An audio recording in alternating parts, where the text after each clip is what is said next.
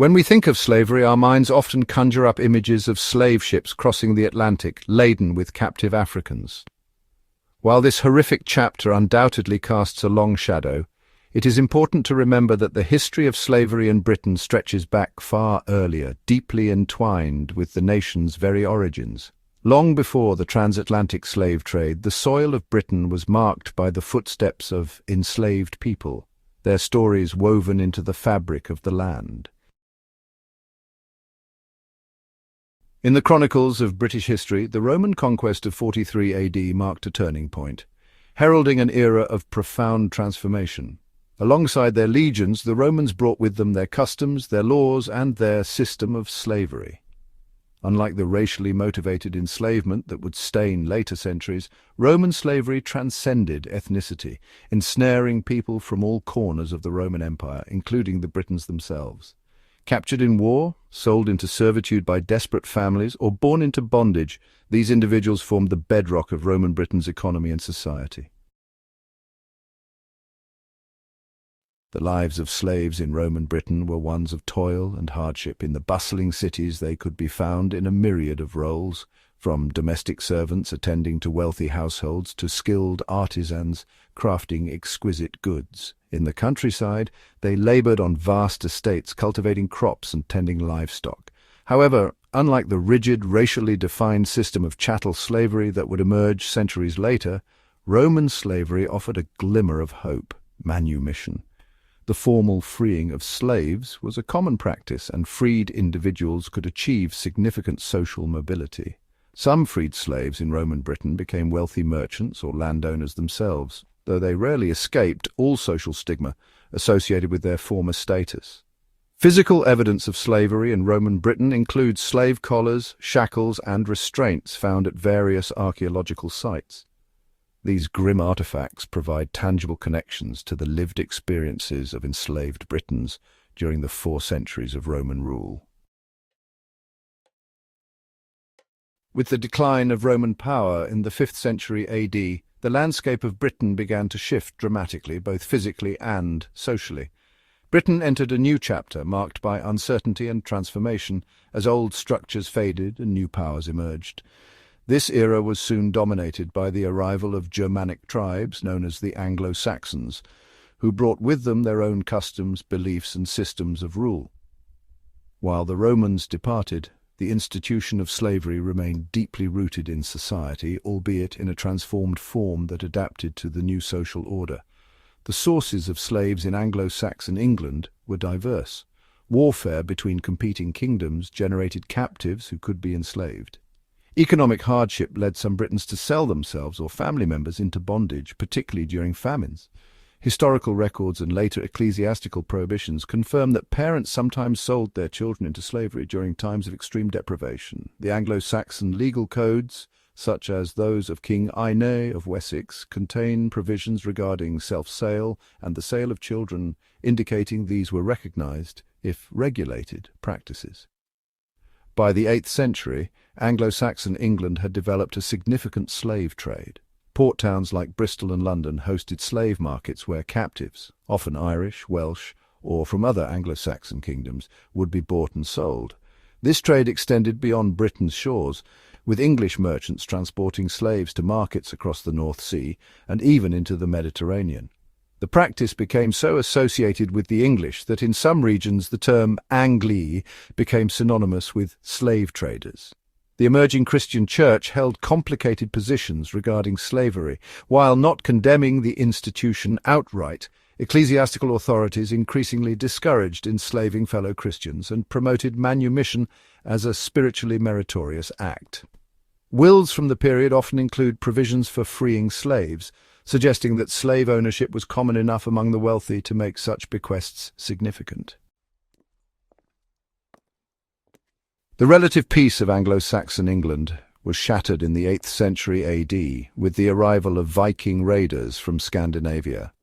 These fierce warriors, driven by a thirst for plunder and conquest, injected a new brutality into the slave trade.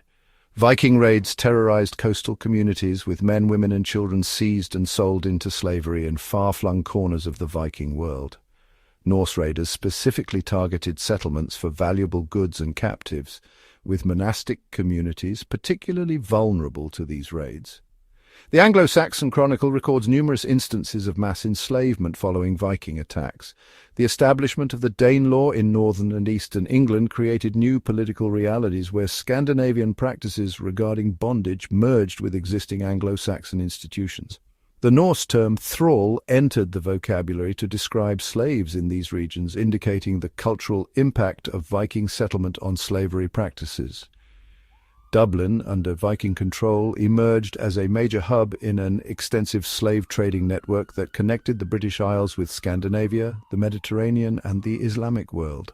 Archaeological excavations in Dublin have uncovered evidence of slave-holding pens and artifacts associated with the restraint and management of captives. Not all captives were permanently enslaved. Evidence suggests that wealthier captives could be ransomed back to their communities, creating a system where captivity might be temporary for those with sufficient resources. For most, however, capture by Viking raiders meant permanent displacement and enslavement. The Vikings' insatiable appetite for slaves left a lasting mark on Britain, further entrenching the institution of slavery in the nation's social fabric. The year 1066 witnessed a seismic shift in British history, the Norman Conquest. This event marked not just a change of rulers, but a transformation in the very fabric of English society, law, and land ownership. William the Conqueror, Duke of Normandy, vanquished the Anglo-Saxons at the Battle of Hastings, claiming the English throne as his own. His victory brought a new ruling elite to England, and with them sweeping changes that would echo for centuries. The Normans, like the Anglo-Saxons before them, were no strangers to slavery, and they continued to exploit unfree labour on their newly acquired lands. Many Anglo-Saxon slaves found themselves under new masters. Their lives little changed at first. The Domesday Book, compiled in 1086, records approximately 10% of the English population as slaves, though this varied significantly by region, with higher concentrations in western counties. Over the subsequent centuries, true chattel slavery gradually diminished, replaced by increasingly defined forms of serfdom within the manorial system. This transition occurred through multiple intersecting factors. The growing manorial economy created demand for a stable agricultural workforce. Unlike slaves, serfs had recognized rights to land, though not ownership, and could not be separated from it, making them more reliable for long-term agricultural production. Their obligations were typically defined by custom rather than the arbitrary will of an owner. Legal distinctions between slaves and serfs proved significant. Serfs were recognized as persons under law rather than property, even while severely restricted in their freedoms.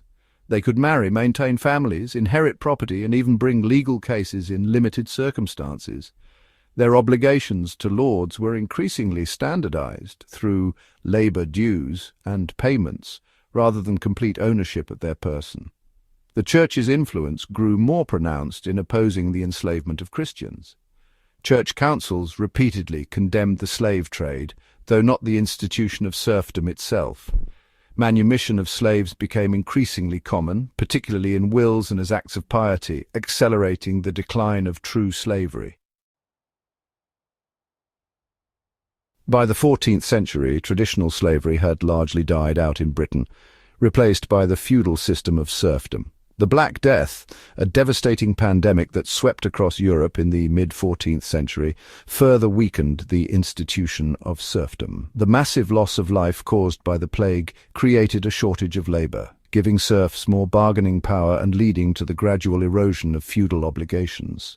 While serfdom lingered in some parts of Britain for centuries to come, the Black Death marked a turning point in the relationship between lords and labourers, paving the way for new forms of social and economic organisation. It's important to recognise the fundamental differences between the forms of slavery practised in early Britain and those that emerged later across the Atlantic. Understanding these distinctions helps us see how the concept and reality of slavery evolved over time, shaped by changing societies and beliefs. The transatlantic slave trade, which would scar later centuries, was a system unlike anything seen before. Firstly, early British slavery was not based on race or skin colour. Slaves in early Britain could come from any ethnic or social group, including prisoners of war, criminals, or even people who had fallen into debt. Their lives were undoubtedly harsh, often marked by grueling labor and limited rights, but the system was not rooted in the idea of racial inferiority.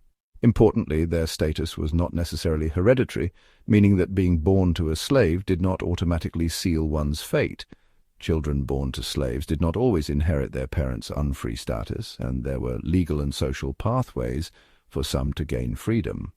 Secondly, the opportunities for manumission, while certainly not guaranteed or widespread, offered a glimmer of hope for enslaved people in early Britain, allowing some to eventually earn or be granted their freedom. In stark contrast, the transatlantic slave trade was built on the brutal foundation of racial ideology, where Africans were targeted specifically because of their race. Africans were deemed inherently inferior and deserving of enslavement, a belief that justified unimaginable cruelty and exploitation.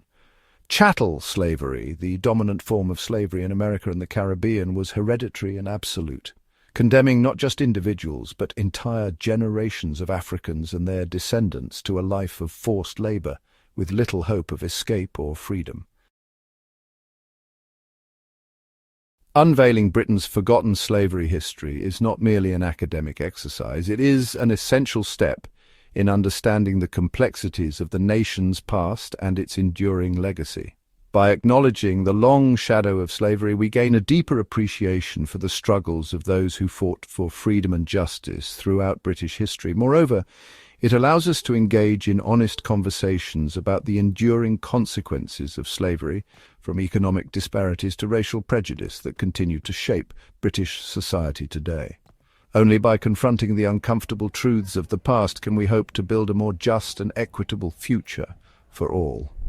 Thanks for watching. See you next time.